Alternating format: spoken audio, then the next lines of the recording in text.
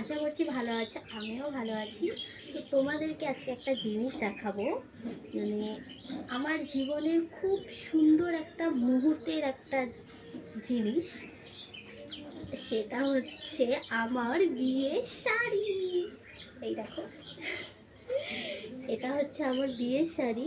সেই মুহূর্তটা অনেক অনেক অনেক সুন্দর ছিল, যেটা প্রত্যেকটা মেয়ের জীবনেই মানে আসে সেই সুন্দর মুহূর্তটা।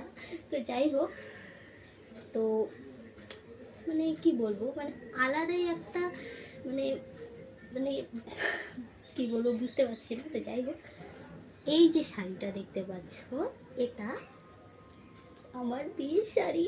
তো যাই হোক, তো যতদিন আমি বেঁচে থাকবো আমি এই শাড়িটাকে যত্ন করে আমার কাছে রাখবো।